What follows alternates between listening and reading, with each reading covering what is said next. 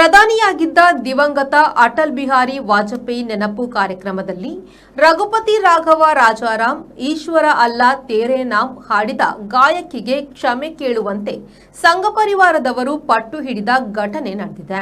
ಪಾಟ್ನಾದ ಬಾಪು ಸಭಾಗರ್ ಹಾಲ್ನಲ್ಲಿ ವಾಜಪೇಯಿ ಅವರ 100ನೇ ಹುಟ್ಟುಹಬ್ಬದ ನೆನಪಿನ ಕಾರ್ಯಕ್ರಮವಿತ್ತು. ಪ್ರಖ್ಯಾತ ಜನಪದ ಗಾಯಕಿಯಾದ ದೇವಿಯವರು ಈ ಸಂದರ್ಭದಲ್ಲಿ ಮಹಾತ್ಮ ಗಾಂಧೀಜಿಯವರ ಮೆಚ್ಚಿನ ರಘುಪತಿ ರಾಘವ ರಾಜಾರಾಮ್, ಪತಿತ ಪಾವನ ಸೀತಾರಾಮ್, ಈಶ್ವರ ಅಲ್ಲಾ ತೇರೆ ನಾಮ್ ಹಾಡಿದ್ರು.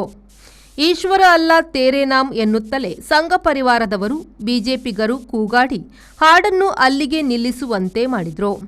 ಅಷ್ಟೇ ಅಲ್ಲ, ಗಾಯಕಿಯನ್ನು ಕ್ಷಮೆ ಕೇಳುವಂತೆ ಗುಂಪು ಒತ್ತಾಯ ಹೇರಿದ್ರು. ದಿನಕರ ಶೋಧ ಸಂಸ್ಥಾನ ಸಹಯೋಗದಲ್ಲಿ ಈ ಕಾರ್ಯಕ್ರಮ ಆಯೋಜಿಸಿದ್ದ ಕೇಂದ್ರ ಮಂತ್ರಿ ಅಶ್ವಿನಿ ಕುಮಾರ್ ಚೌಬೆ ಅವರು ಇದು ಆಗಬಾರದಿತ್ತು ಎಂದು ಕೈ ತೊಳೆದುಕೊಂಡಿದ್ದಾರೆ.